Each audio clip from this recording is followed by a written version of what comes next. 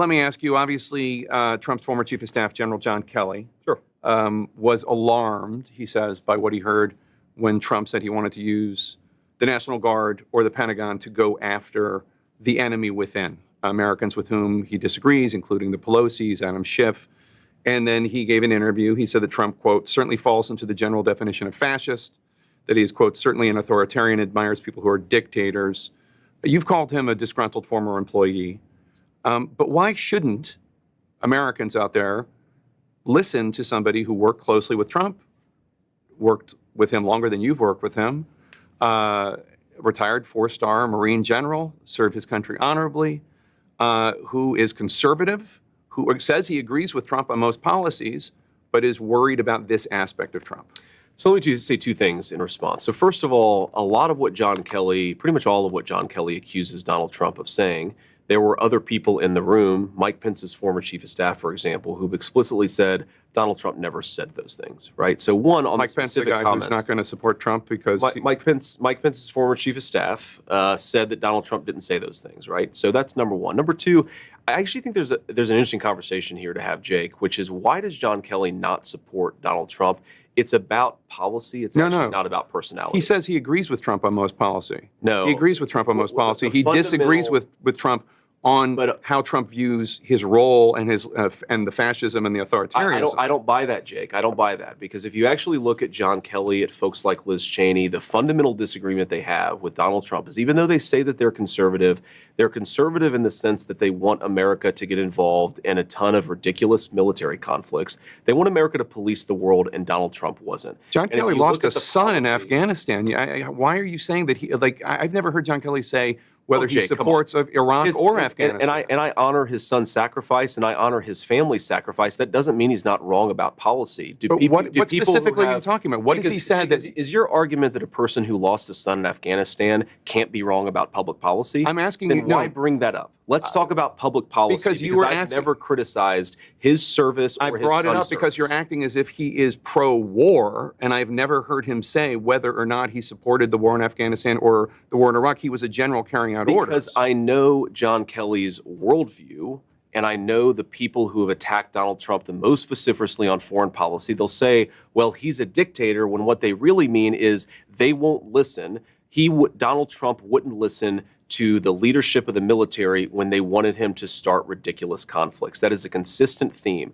And I think that there's a big, big thing going on in American politics. It's a very interesting theme in American foreign policy, where a lot of former members of the Pentagon bureaucracy, a lot of old neoconservatives, they have a fundamental difference with Donald Trump on the question of peace and war. I believe Donald Trump is the candidate of peace. I think the record supports that. But the reason these guys go after him so vociferously, I don't think that it's about his personality, Jake. I think that it's about they don't like that Donald Trump said no when a lot of them wanted to start a ridiculous war. Well, you're ascribing worldviews, I think, based on gut. I can't really tell where you're coming from on it. There's no evidence. Based on people that I've talked to in the Trump administration, John Bolton, what John Kelly wanted to do, John Bolton, Liz Cheney, these people have a consistent John Kelly was at the Department of Homeland Security, and then he was chief of staff. He was not weighing in. I don't even know what you're talking about. But let me ask you something about John Kelly specifically, because you said the other day, quote, I guarantee John Kelly talked to somebody on Kamala Harris's campaign beforehand, before he did this interview. Now, I've spoken with people in John Kelly's circle, and I've spoken with people in the Kamala Harris campaign. They say there's been no communication the entire time. So where did that come from? Oh, I'm highly skeptical of that, Jake. You know the way that these attacks work. You know the way that these people are often vetted by a campaign. So you made it up before something goes out there. No, I said that the American media and the American Democratic Party apparatus works a certain way. If it comes out that John Kelly never even spoke with a person in the Kamala Harris orbit, then I'm happy. You're telling me that based on secondhand conversations with John Kelly. And it's interesting. We've now spent, Jake, 3 minutes talking about John Kelly. If it is true that he never spoke with anyone in Kamala Harris's orbit, I'm happy to apologize to John Kelly for misstating how he delivered this news to the Atlantic magazine. But let's talk about who did he deliver this news to?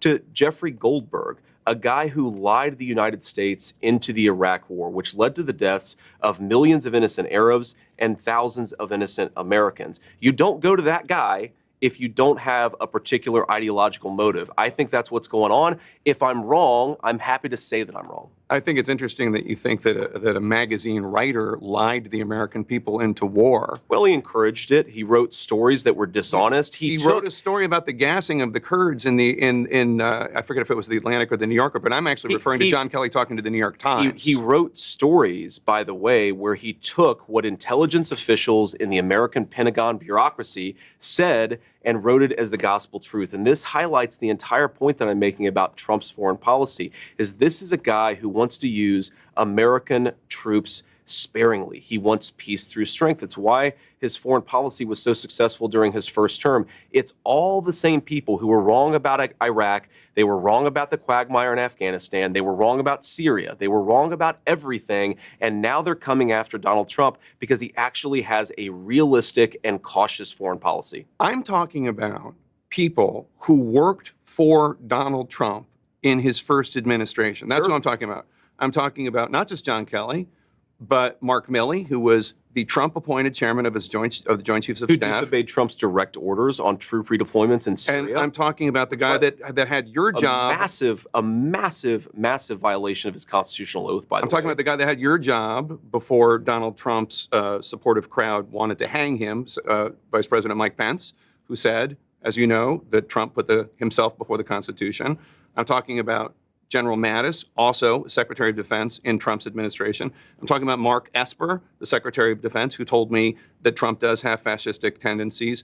John Bolton, H.R. McMaster, Alyssa Farah Griffin. Okay, Jake, these are Trump administration officials. Listen to every Trump administration official? You know, one reason why Kamala Harris doesn't have as many people criticizing her is because she doesn't fire people who fail. That's why we haven't had a real audit of the disastrous Afghanistan withdrawal, is because Kamala Harris protects failures in government. Donald Trump fires them. And I'd much rather have the president who fires people who screw up. Now, Jake, no, this is an important point. Kamala Harris. You did not fire Mike Pence. Kamala Harris. He did not fire Mark Milley. Kamala Harris. He did not fire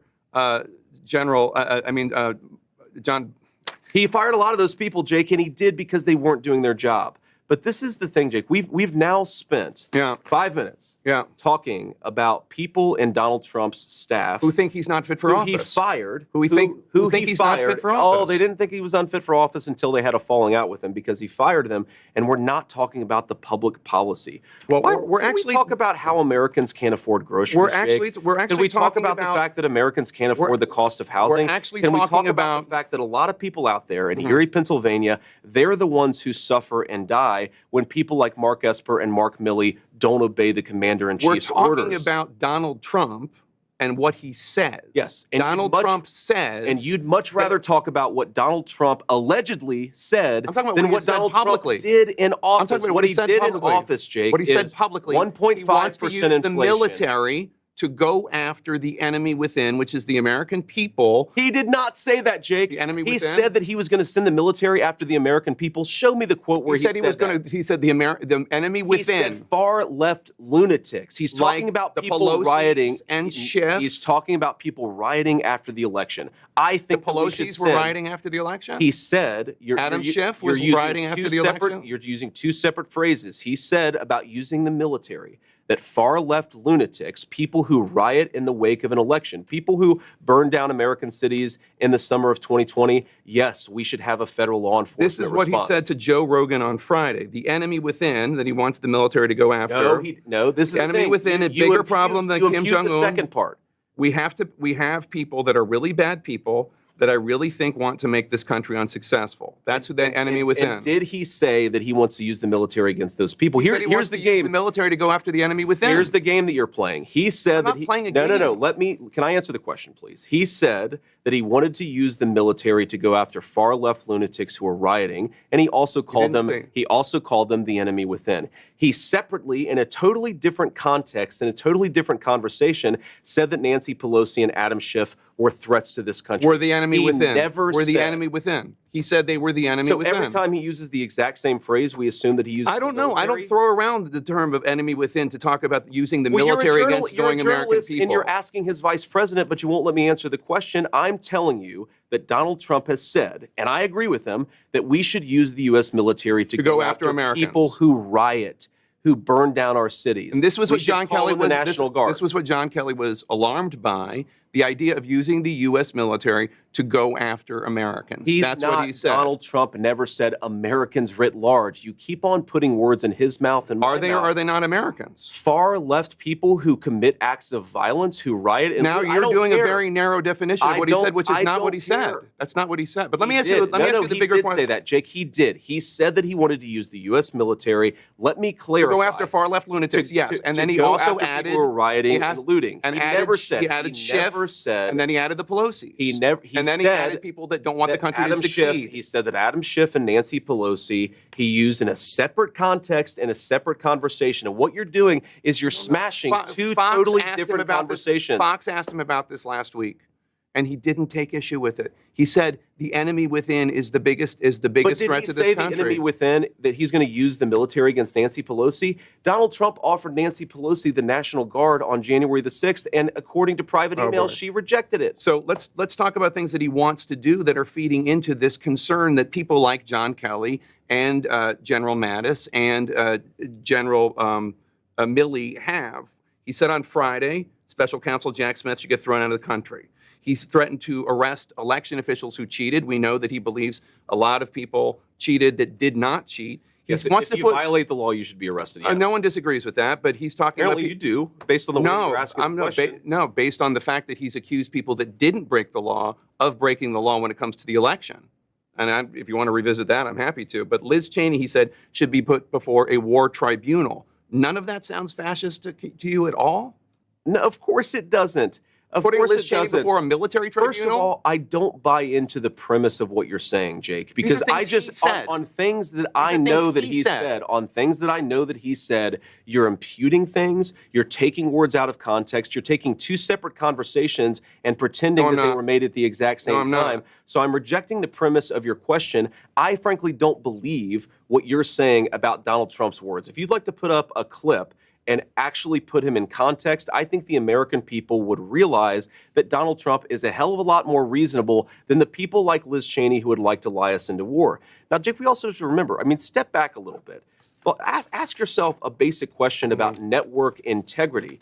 You guys talked about the Russia hoax nonstop. The FBI was investigating it. The FBI was investigating it, and so we covered them. And so you took the words of unnamed FBI agents and put them on your network as if they were the gospel truth. You did it again and again. A viewer of your network would have believed that Donald Trump and Vladimir Putin conspired in 2016. No. That was totally and preposterously false. No. Well, that's what you just said is false. We covered an FBI investigation. I don't know why you want to talk about the FBI investigation. You covered it in a way that gave credence to anonymous sources' accusations. You did it yourself. Your network did it, Jake. But again, can we talk about the issues that Americans care most about? I'm talking about things that Donald Trump has said. Yes. If you have an issue with whether or not he's talking about the economy enough, that's between you and your running mate. I'm talking about things he has said this week. Every single rally that he does, he talks about how he wants to unleash American energy so we can lower the cost of groceries. He talks about the fact that housing has become unaffordable. He talks about the wide open border, Jake.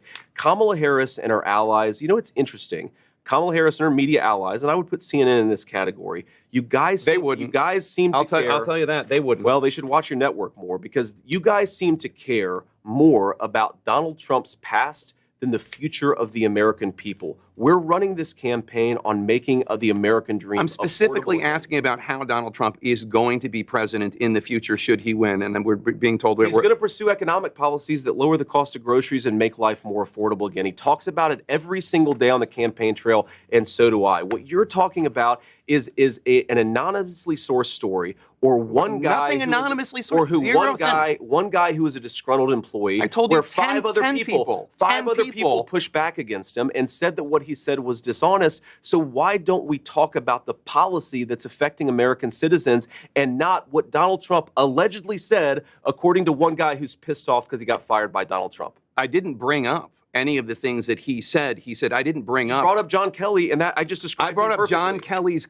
view of Donald Trump. I didn't bring up John Kelly talking about what Donald Trump said about Hitler's generals. I didn't bring that up. I talked about John Kelly's view of Trump based on something Trump has been saying in the last week. So that's what I asked about. So John Kelly makes accusations that are rejected by 5 people. Again, you're talking about something I didn't bring up. I think that maybe implicates his overall judgment. And I think the fact that he has a worldview that's so oppositional to peace and prosperity suggests that he's not an honest arbiter here. This is not a guy, John Kelly, going to brag to Jeffrey Goldberg, who is interested in the American truth or who is interested in telling an honest account of Donald Trump. He's a guy with an axe to grind because Donald Trump fired him and disagreed with him on policy. So all those 10 people, including the former vice president, Mike Pence, all of these people have this horribly damaged worldview, and they're all just going after Donald Trump because they want to send people into war? That's really your argument?